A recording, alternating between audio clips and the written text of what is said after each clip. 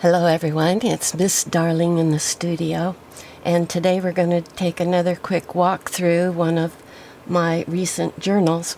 But before I get into that, I want to move it off here just for a minute and tell you about a new kit that I have available.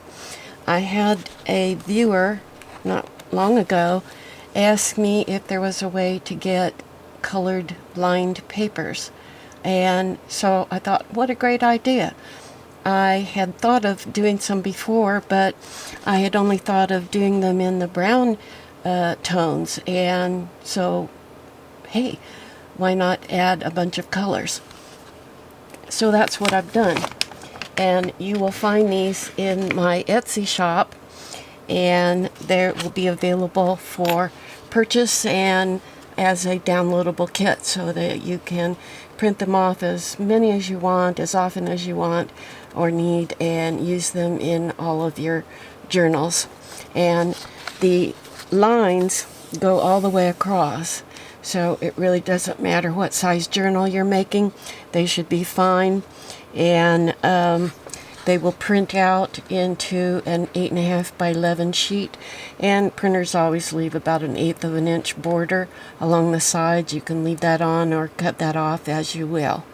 And lined papers are so great because if you're like me, or other people that you're making them for are like me, I tend to write at an angle, and I don't do that if I have lined paper, so that's why I love it so much. Anyway, I have 3 different colorways here, and we're going to call the first one the multi. And you can see in most cases I tried to have a darker version and then a lighter version of this exact same color. So you see those two are from the exact same original. And then here's a teal, a darker teal, and a light teal. A rose and a light rose. Isn't this great? Purple with a light lavender. And they're going to blend perfectly because this is like a 50% lighter than this, but it's from the exact same file as this was created from, so they're going to blend perfectly. This was about as red as I could get. I know it looks really pink in reality, and different printers are going to print these off slightly different, but you won't have any trouble with them blending regardless of how your printer prints. Here's a green and a light green and a mid blue and a light blue and an orange and a light orange. Okay, so that's one group. Then we have the naturals group, and this is where you're going to find all of your brown tones.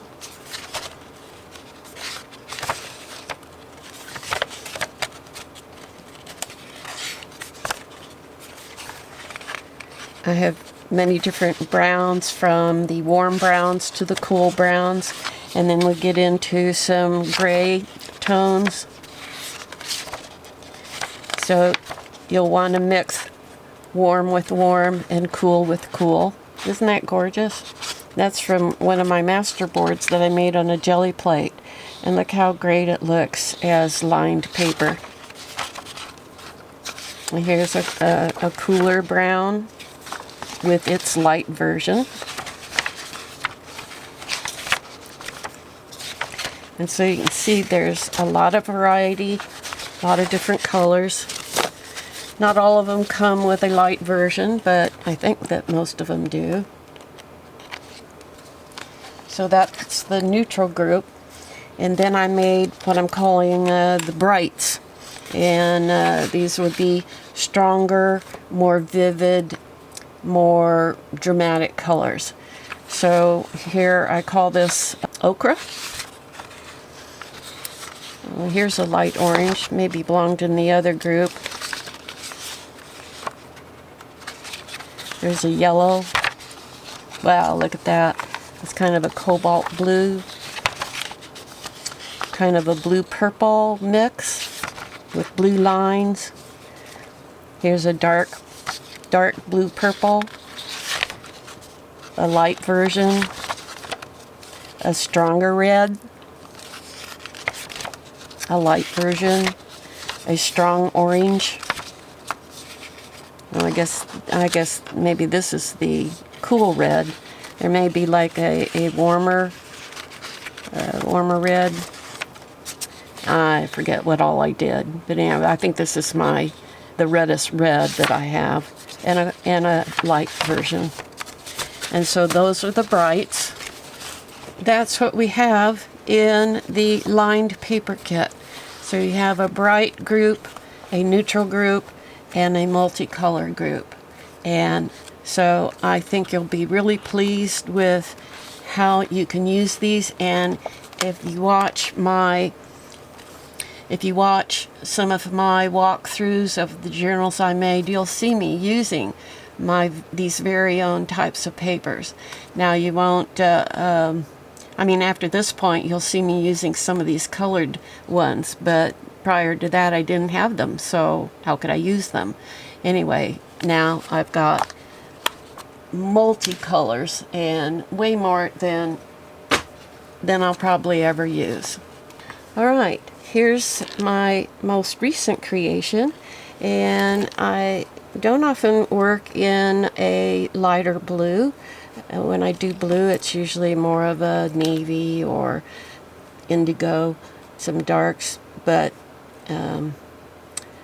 I had made some cards in light blue that I will show you because they're in the journal here. And so of course I then had to make a journal to go with the cards. What can I say? So here's what I did with the cover. I first, all my covers I make from scratch. So I cut out mat board in the size that I want. I decided this would only be a one signature journal.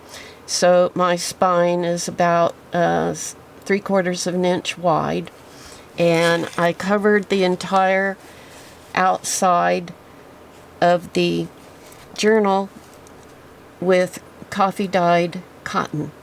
And I used many different colors, not just coffee. I threw in some other colors from my oxide inks, and so you can see a little bit of green and a little bit of a warmer rosy color that's mixed in there.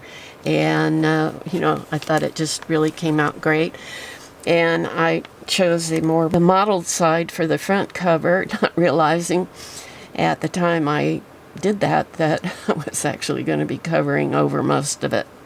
Anyway, it's there, and you can see how it looked on the back side.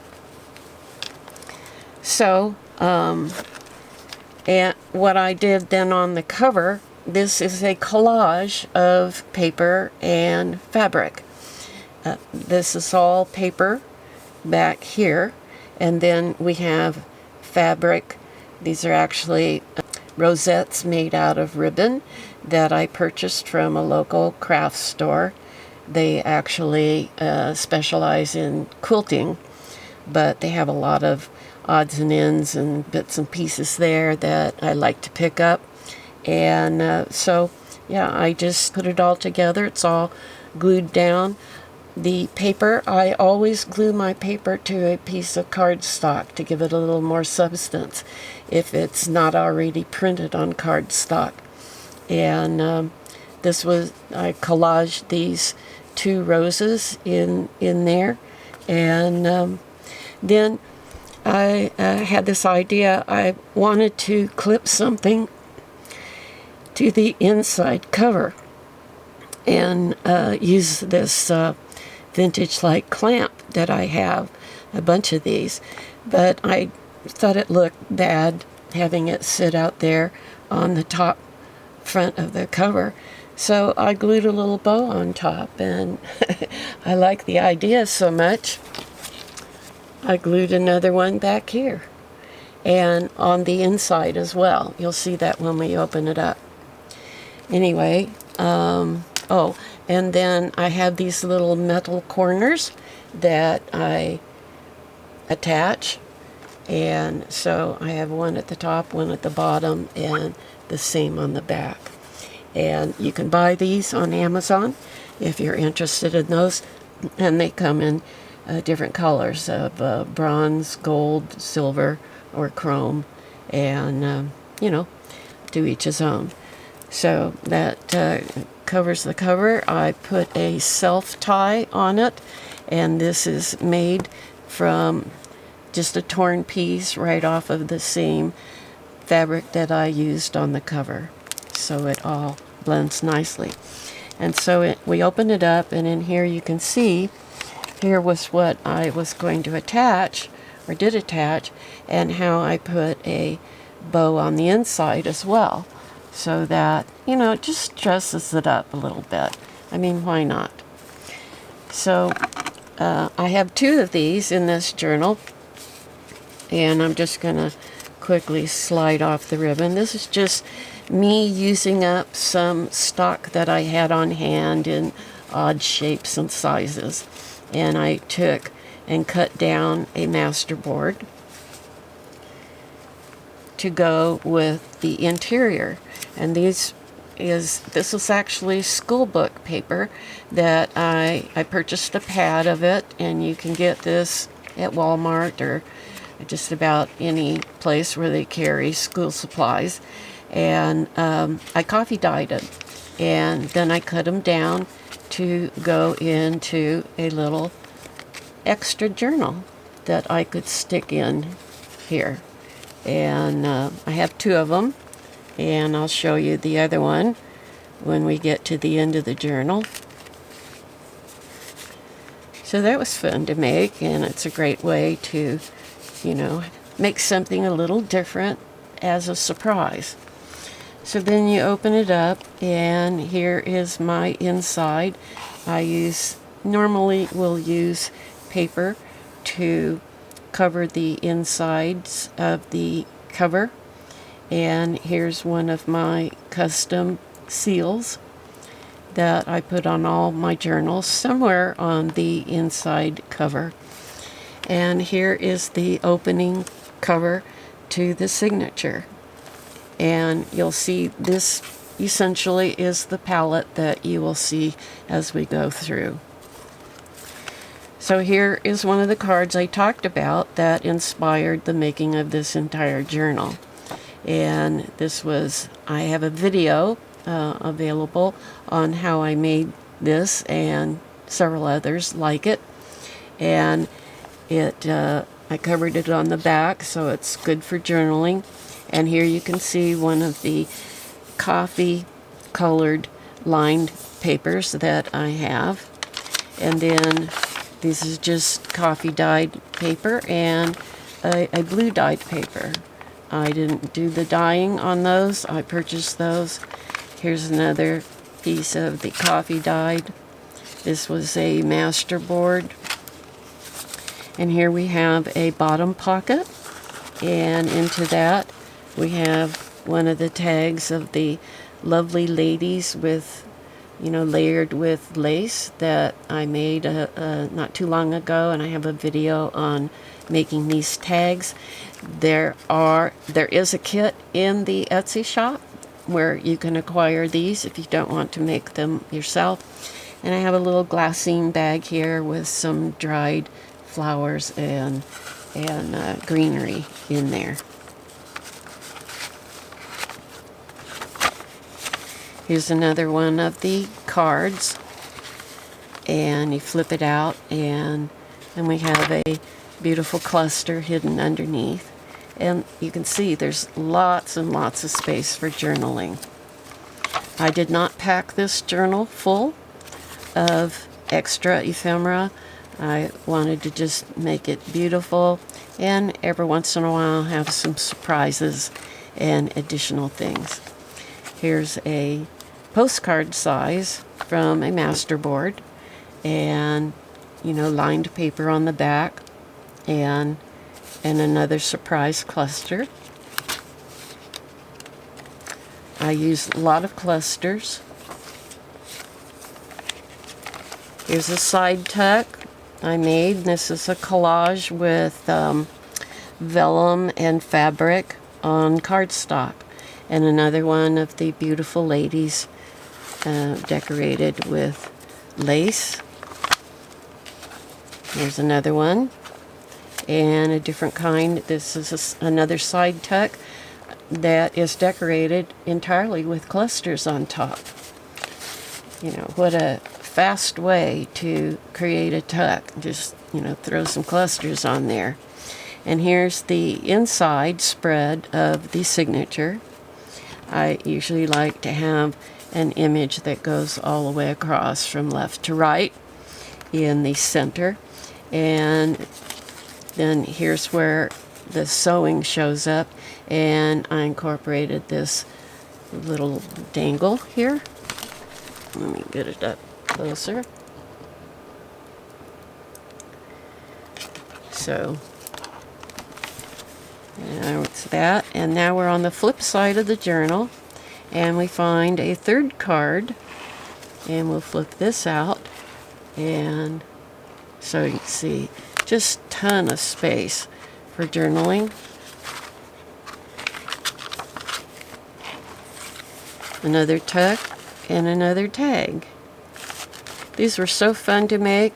Be sure and watch my video if those interest you, and if you don't want to make your own, visit my Etsy shop and pick up the kit that will have all of them. There are, I believe, 8 total that I made, and you can print them off and then just add your own touches to them as you please. Another side tuck decorated with clusters. And this is probably the last tuck, and you see the last lady, again decorated with clusters. And it just, you know, gives you some real variety and instant a way to, you know, just make something really quick and have it be unique. And this card flips out to this spread. So you can see why I needed to make a journal that has, you know, a medium to light blue to justify these cards and give them a home. And finishing up, we come to the last page, which is printed on cardstock, and here's the other little journalette. Let's call it a journalette that I put back here, and it's very, you know, exactly the same as this, just the other side of the masterboard for the cover, and it has the same type of pages inside. And then that was my inside back. And here's the little clip with the bow on it. And that's what the outside looks like. So yeah, this came together real quick, in part because it was only one signature and not 2. And I'm probably going to go to 1 signatures from now on, particularly when I'm just essentially making them in order to show you what I'm doing and how I'm doing it, and hopefully give you some new ideas and inspiration. And so why go to the trouble to, you know, just be repetitive with 2 signatures when one will really do it, and we can do a really quick video for you. So that's it, and I hope you got some ideas and inspiration, and a renewed interest if you need it, and, you know, play around with different colors that you don't normally do. And it's very satisfying and forces you out of your comfort zone into something you haven't done before. And that's what happened to me, and I like how it came out, and I'm very proud of this. So thanks for being with me. Be sure and like the video, give me a comment, tell me what you think, ask questions, and be sure and share the videos and support the channel that way. It's just so easy, costs you nothing, and I would appreciate it very, very much. Thanks for being here, and that said, this is Miss Darling calling this a wrap. Bye-bye.